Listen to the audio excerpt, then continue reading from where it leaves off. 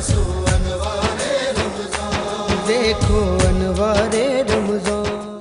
الحمدللہ رب العالمین والصلاة والسلام علی سید الانبیاء والمرسلین اما بعد اعوذ باللہ من الشیطان الرجیم بسم اللہ الرحمن الرحیم امن خلق السماوات والارض وانزل لکم من السماء ماء فانبتنا به حدائق ذات بہجہ ما کان لکم ان تنبتوا شجرها االہ مع اللہ بل هم قوم یعدلون صدق اللہ العظیم۔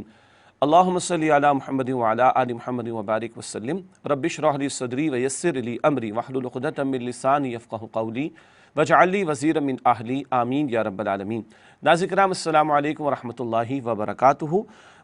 خلاصہ مضامین قرآن حکیم کے سلسلے وار مطالعہ جاری ہے اور آج انشاءاللہ قرآن حکیم کے 20ویں پارے کے مضامین کا مطالعہ کریں گے۔ قرآن حکیم کا 20واں پارہ ہے، اس میں سورۃ النمل کے آخری 3 رکوع، پھر 9 رکوع پر مشتمل سورہ قصص اور پھر سورہ عنکبوت کے ابتدائی 4 رکوع شامل ہیں۔ مکی صورتوں کا سلسلہ یہاں پر جاری ہے۔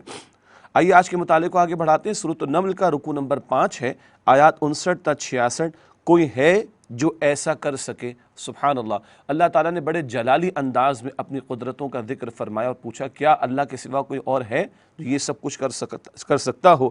فرمایا کہ دیکھو، بلند و بالا آسمان اور وسیع زمین کس نے بنائی ہے؟ بارش کون برساتا ہے؟ اس کے ذریعے حسین باغات کو کون اگاتا ہے؟ زمین کو جائے سکون اور جائے راحت کس نے بنایا؟ نہریں زمین میں کس نے جاری کی ہیں؟ بوجھل پہاڑوں کے ذریعے زمین کو توازن کس نے عطا فرمایا؟ میٹھے اور نمکین پانی کی آمیزش روکنے کا انتظام ایک آڑ کو لگا کر کس نے کیا ہے؟ کون ہے جو دکھ درد کے ماروں کی فریادیں سنتا ہے اور ان کی مشکلات کو آسان کرتا ہے؟ سمندر اور خشکی کے سفر میں تمہاری رہنمائی کون کرتا ہے؟ اسی طرح پہاڑ، ندی، نالے، جنگلات، ستارے بتاؤ کس نے پیدا کیے؟ بارش کی آمد سے پہلے ٹھنڈی ٹھنڈی ہوائیں کون چلاتا ہے؟ کائنات کی ہر شے کو کس نے بنایا اور کون ہے جو دوبارہ اس کو پیدا کرنے پر قدرت رکھتا ہے؟ آسمان و زمین سے رزق کس نے عطا فرمایا ہے؟ کیا اللہ کے سوا کوئی ہے جو یہ سب کچھ کر سکے؟ اللہ کی توحید کے بڑے جامع دلائل اس مقام پر عطا ہوئے۔ اگلا رکوع ہے سورہ نمل کا رکوع نمبر 6، آیات 67 تا 82۔ اللہ کے کلام کی بے مثال عظمت، اس کا تذکرہ آ رہا ہے۔ قیامت کے بارے میں ذکر ہے۔ لوگ پوچھتے ہیں کہ قیامت کب واقع ہوگی؟ بتا دیا گیا وہ جلد واقع ہونے والی، اپنے وقت پر اس کا ہی ظاہر ہونے کا معاملہ ہوگا۔ اور جو لوگ ماضی میں قیامت کا انکار کرنے والے گزرے، ان کے انجام کو دیکھ لو۔ دنیا میں بھی وہ اللہ کی پکڑ میں مبتلا ہوئے تو آخرت میں بھی وہ عذاب میں مبتلا کیے جائیں گے۔ منکرین قیامت کو تنبیہ کی جا رہی ہے۔ فرمایا کہ لوگوں پر اللہ تعالیٰ تو بڑا رحم فرماتا ہے، لیکن لوگوں کی اکثریت کا معاملہ کیا ہے کہ وہ ناشکرے بنے رہتے ہیں۔ فرمایا گیا کہ اہل ایمان کے لیے دنیا اور آخرت میں یہ قرآن حکیم رحمت کا اور ہدایت کے حصول کا ذریعہ ہے۔ اس کتاب میں اللہ تعالیٰ نے ان معاملات کی حقیقت کو واضح فرما دیا جس میں بنی اسرائیل نے اختلاف کیا تھا۔ یہ کتاب آگاہ کر رہی ہے کہ قرب قیامت ایک جانور زمین سے برآمد ہوگا جو انسانوں سے گفتگو کرے گا اور نبی اکرم صلی اللہ علیہ وسلم کے بتائے ہوئے حقائق کی تصدیق کرے گا۔ اس کی گفتگو لوگوں پر حجت ہوگی جو آپ صلی اللہ علیہ وسلم کی تعلیمات کا انکار کرتے ہیں۔ تو قیامت سے پہلے زمین سے جانور کا نکلنا، یہ خود قرآن حکیم میں ایک علامت بیان کی گئی۔ اس کے بعد اگلا اور 7واں رکوع ہے اور آخری رکوع ہے سورۃ النمل کا رکوع نمبر 7، آیات 83 تا 93۔ جیسا عمل ویسا انجام، جس طرح کی ہم بیج ڈالیں گے اسی طرح کی فصل کاٹیں گے۔ بتایا گیا کہ روز قیامت اللہ تعالیٰ حق کے جھٹلانے والوں سے دریافت فرمائے گا کہ تم نے میری واضح آیات کو کیوں جھٹلایا؟ وہ ندامت کے مارے چپ رہیں گے، کوئی جواب نہیں دے سکیں گے، پھر جہنم میں ڈال دیے جائیں گے۔ گویا مجرمین کو ان کے جرم کا اعتراف ہوگا اور ندامت کے مارے وہ سر جھکائے ہوئے ہوں گے۔ سور پھونکا جائے گا، تمام مخلوقات پر لرزہ طاری ہو جائے گا، سب اللہ کے سامنے عاجزی کے ساتھ حاضر ہوں گے۔ جو نیکی لے کر آئے گا اس کو کئی گنا بڑھا کر اجر عطا ہوگا۔ اللہ تعالیٰ ایسے ہی لوگوں میں ہمیں شامل فرمائے۔ اور جو بدی لے کر آئے گا ویسا ہی بدلہ اس کو دیا جائے گا، اور برے اعمال کرنے والے اور حق کے منکر وہ جہنم میں ڈالے جائیں گے۔ نبی اکرم صلی اللہ علیہ وسلم کا تذکرہ ہے کہ آپ ہر آن اللہ تعالیٰ کی بندگی کر رہے ہیں، لوگوں کو قرآن کا پیغام تسلسل سے پہنچا رہے ہیں۔ فرمایا جو قرآن کی دعوت قبول کرے گا اچھا بدلہ پائے گا، جو اس کی دعوت کو رد کرے گا وہ برے انجام سے دوچار ہوگا۔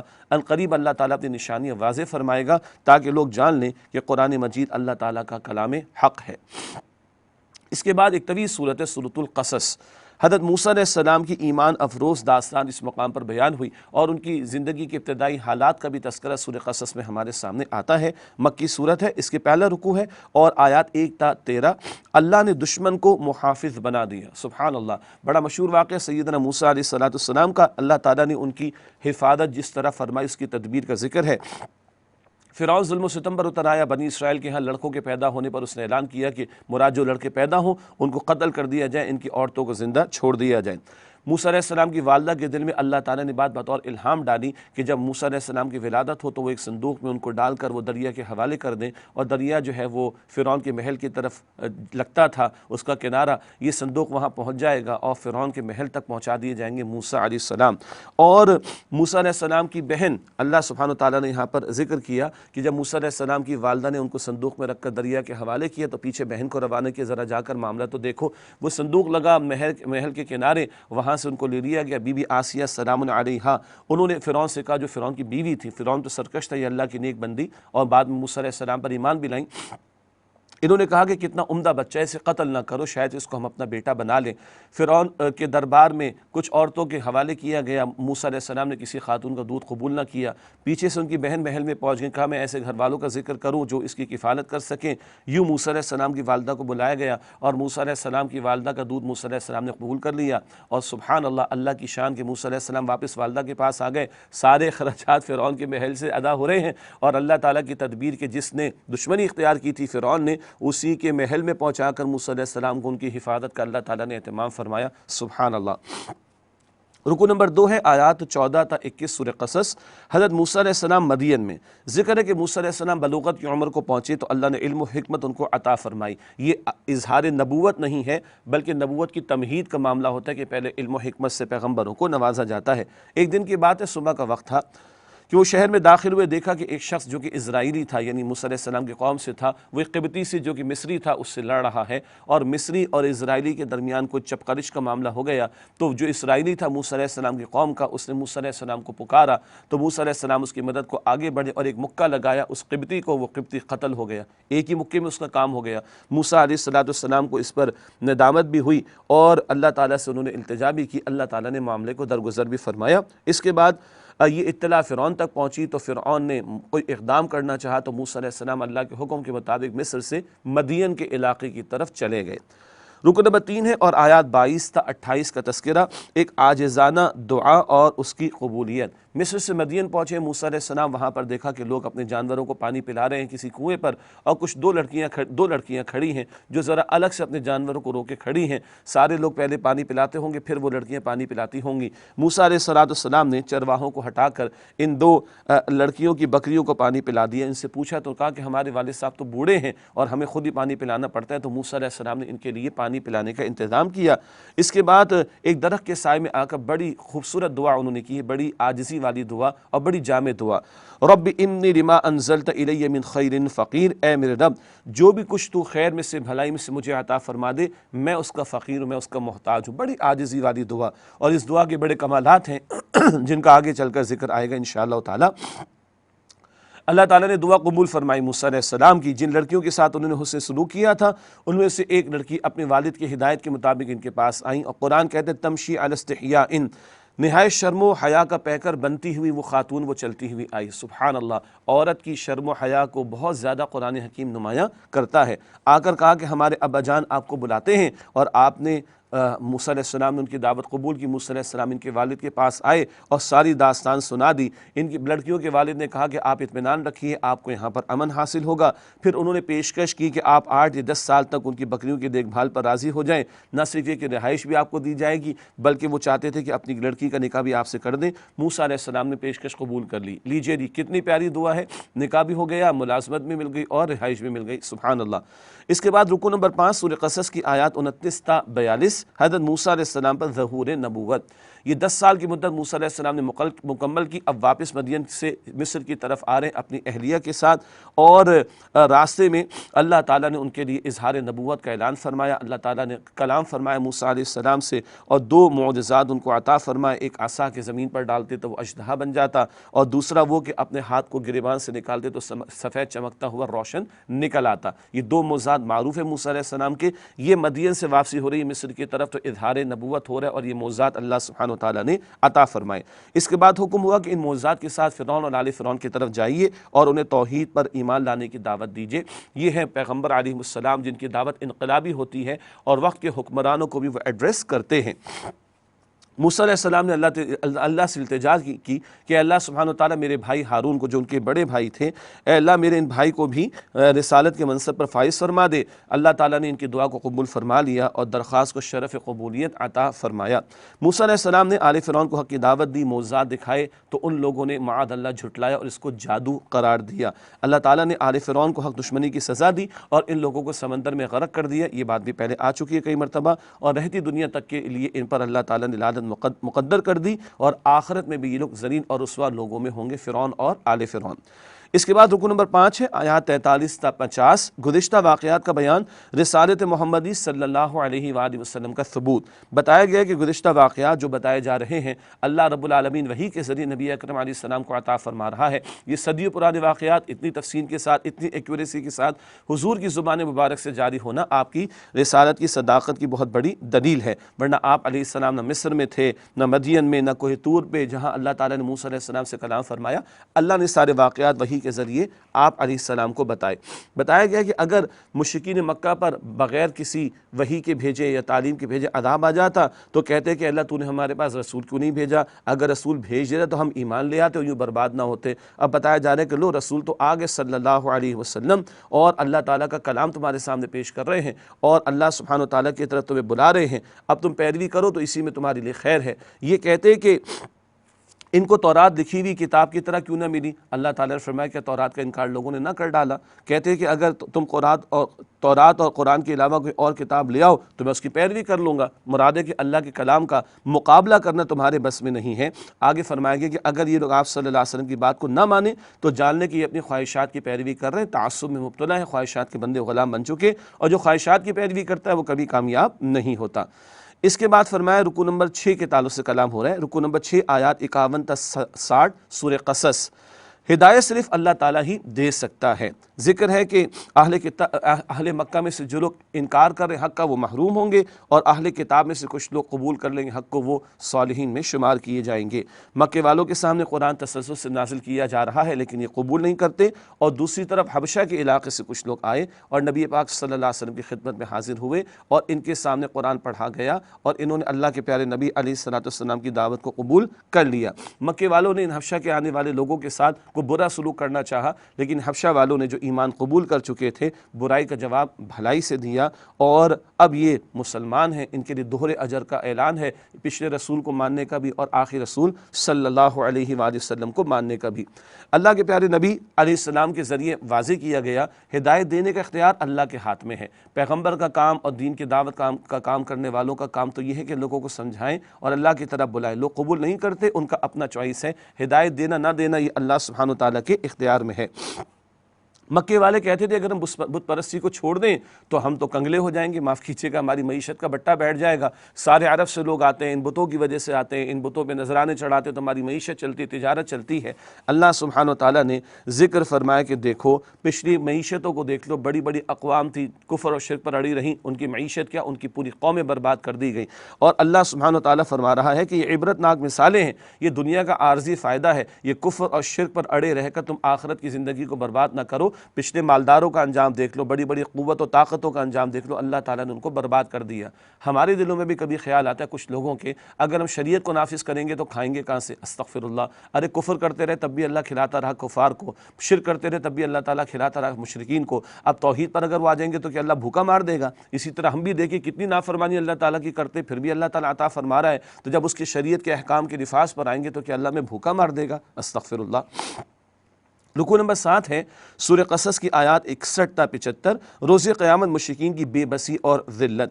ذکر ہے کہ ایسے لوگ گھاٹے کا سودا کرتے ہیں جو عارضی دنیا میں تو عیش کر لیں لیکن آخرت کی ہمیشہ کی زندگی کو فراموش کر دیں اور وہاں قیدی بن کر پھر جہنم کی دہکتی ہوئی آگ میں وہ ہوں گے۔ اللہم اجرنا من النار، اے اللہ ہم سب کو آگ کے عذاب سے محفوظ فرما۔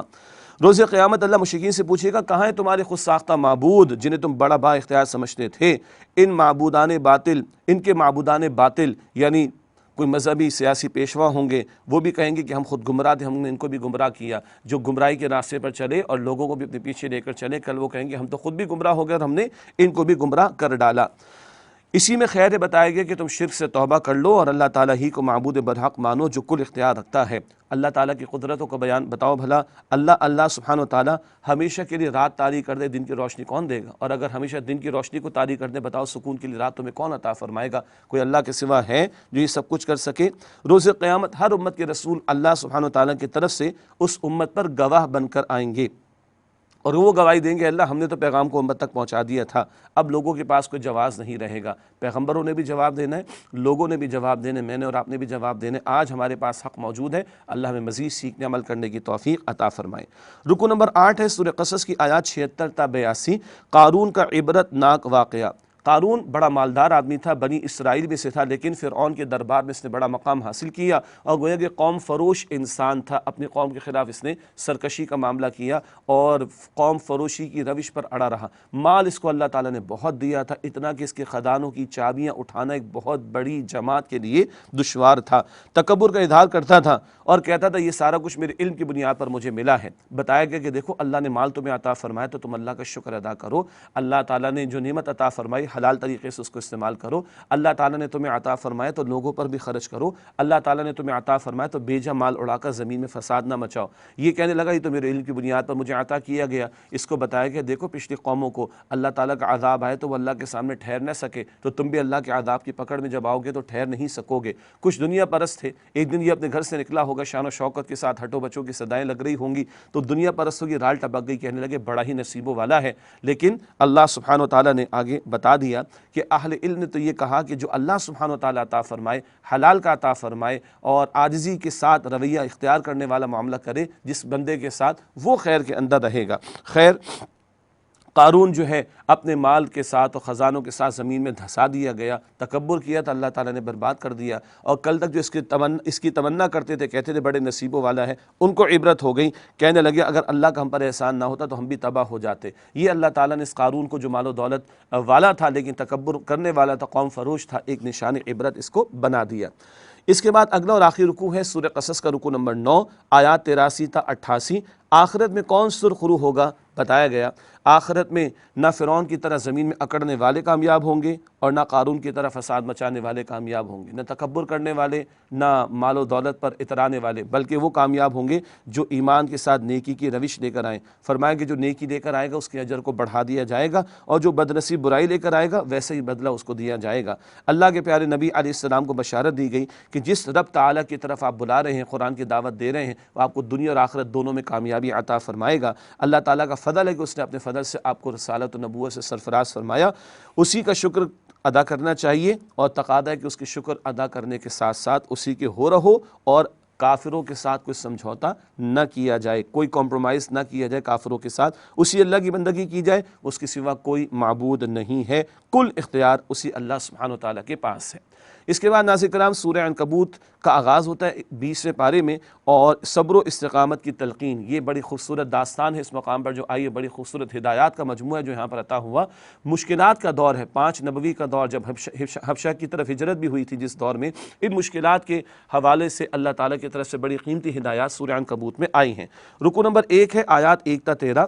صرف کلمہ پڑھ لینے سے جنت نہیں ملے گی، بتایا گیا کہ ایسا نہیں ہوگا کہ تم نے کلمہ پڑھ لیا جنت کا وعدہ تم سے پورا کر دیا جائے گا، نہیں، پچھلے لوگوں کو بھی آزمایا گیا، اللہ آزمائشوں کی بھٹیوں سے گزارے گا تاکہ کھرے اور کھوٹے کا فیصلہ ہو جائے، کون واقعتاً ایمان کا سچا دعوے دار اور کون ایمان کے جھوٹے دعوے کر رہا ہے۔ بتایا گیا کہ ماں باپ اگر مشرک ہوں تو حسن سلوک تو ان کے ساتھ کیا جائے گا، لیکن ان کی شرکیہ بات ہو، کفریہ بات ہو، ایسا تقاضا شرک اور کفر پر مبنی ہو، اللہ اس کے رسول کے حکم کے خلاف ہو، وہ بات ان کی نہیں مانی جائے گی۔ کچھ بڑے بوڑھے اپنے نوجوانوں کو جو اسلام قبول کر چکے تھے بڑے میٹھے انداز میں سمجھایا کرتے تھے، کوئی بات نہیں، تم چھوڑ دو محمد صلی اللہ علیہ وسلم کے دین کو، ہم تمہارے گناہوں کا بوجھ اٹھا لیں گے۔ استغفر اللہ، اللہ نے فرمایا یہ اپنے گناہوں کا بوجھ بھی اٹھائیں گے، اور جن کو گمراہ کریں گے ان کے گناہوں کا بوجھ بھی ان کو اٹھانا پڑے گا۔ اس کے بعد رکوع نمبر 2 ہے سورہ عنکبوت کی آیات 14 تا 22۔ اس کی بندگی کرو جو رزق دیتا ہے، اس رکوع میں نوح علیہ السلام کی طویل داستان کا تذکرہ ہے۔ 950 برس تک استقامت کے ساتھ وہ قوم کو دین حق کی دعوت دیتے رہے، لیکن قوم کی اکثریت نے حق کو فراموش کر دیا۔ ایک طوفان کے ذریعے یہ قوم مٹا دی گئی، برباد کر دی گئی۔ پھر ابراہیم علیہ السلام کا ذکر ہے، جنہوں نے قوم سے کہا اللہ کی بندگی کرو جو تمہیں رزق عطا فرماتا ہے، تم جن جھوٹے معبودوں کی بندگی کرتے ہو وہ کچھ نہیں دے سکتے، بالآخر تمہیں مرنا ہے، اللہ کے سامنے حاضر ہونا ہے، اور اپنے اعمال کا تمہیں بدلہ تمہیں دیا جائے گا۔ اس کے بعد تیسرا رکوع ہے آیات 23 تا 30 سورہ عنکبوت، باطل پر اڑے رہنے کا سبب۔ ابراہیم علیہ السلام کی قوم نے ان کی دعوت توحید کو جھٹلایا تو انہیں دہکتی ہوئی آگ میں اور ان کی قوم نے چاہا کہ ان کو دہکتی ہوئی آگ میں ڈال دے معاذ اللہ، لیکن اللہ سبحانہ وتعالیٰ نے ابراہیم علیہ السلام کے لیے آگ کو گلزار بنا دیا اور ابراہیم علیہ السلام کی حفاظت فرمائی۔ قوم کو آگاہ کیا ابراہیم علیہ السلام نے، تم جانتے ہو کہ مٹی کے بنے ہوئے بت اور تمہارے ہاتھوں کے بنائے ہوئے بت تمہارے کسی کام نہیں آ سکتے، یہ تمہاری رشتہ داریاں، یہ تمہاری دوستیاں، ان محبتوں کی وجہ سے تم نے جھوٹے معبودوں کو معبود بنا رکھا ہے معاذ اللہ، اور ان کی پرستش میں تم لگے ہوئے ہو، تمہاری یہ گمراہی ہے اور بالآخر تمہارا ٹھکانہ جہنم کی آگ میں ہے۔ اس کے بعد جب انہوں نے توقع کی اور محسوس کیا کہ قوم مان کر نہیں دے رہی، تو پھر انہوں نے اللہ تعالیٰ کے حکم سے قوم کو چھوڑ کر ہجرت کی ہے۔ ان کے ساتھ لوط علیہ السلام بھی تھے جو ان کے بھتیجے تھے، انہوں نے بھی ہجرت کی۔ لوط علیہ السلام ایک ایسی قوم کی طرف بھیجے گئے جو انتہائی گندے کام میں مبتلا تھی، قوم لوط جو کہ ہم جنس پرستی کی گندگی میں مبتلا تھی۔ بتایا گیا کہ قوم نے حضرت لوط علیہ السلام نے قوم کو اس بدفعلی سے روکا تو وہ لوگ مخالفت پر آ گئے اور عذاب کا مطالبہ کرنے لگے، بالآخر پھر اللہ کا عذاب بھی لوط علیہ السلام کی قوم پر آیا تھا۔ اس کے بعد چوتھا رکوع ہے جو کہ 20 پارے کا آخری رکوع ہے، آیات 31 سے 44، شرک کی حقیقت، مکڑی کا جال۔ اس رکوع میں 5 مجرم قوموں کا ذکر ہے، لوط علیہ السلام کی قوم، شعیب علیہ السلام کی قوم، قوم عاد، قوم سمود اور آل فرعون، اور ان پر آنے والے مختلف عذابوں کی کیفیات کا تذکرہ۔ آندھی کے ذریعے قوم لوط پر کنکریاں برسائی گئیں، زلزلے کے ذریعے قوم سمود اور اصحاب مدین کو، شعیب علیہ السلام کی قوم کو ہلاک کیا گیا، قارون کو دھسا دیا گیا، طوفان یہ سمندر میں غرق کر دیے جانے کا معاملہ قوم نوح کے ساتھ ہوا، آل فرعون کے ساتھ ہوا، مشرک قومیں تھیں، سب کی سب تباہ کر دی گئیں۔ بتایا گیا جو اللہ وحدہ لا شریک کو چھوڑ کر جھوٹے معبودوں کو اختیار کرتا ہے، اس کا عقیدہ اتنا ہی کمزور ہے جتنا کہ مکڑی کا جال۔ مکڑی کا گھر جو ہے بس ذرا ٹچ کرو ختم، ذرا ہوا چلے ختم، جتنا یہ گھر کمزور ہے اتنا شرک کا عقیدہ بھی کمزور ہے، اور ایسے جھوٹے معبودوں پر تکیہ کرنے کا کوئی فائدہ نہیں ہے۔ اللہ تعالیٰ سے دعائیں نازل کرام، اللہ تعالیٰ ہم سب کو قرآن حکیم سے مزید محبت عطا فرمائے اور اس کے تقاضوں پر عمل کی توفیق عطا فرمائے۔ وآخر دعوانا ان الحمد للہ رب العالمین، والسلام علیکم ورحمۃ اللہ وبرکاتہ۔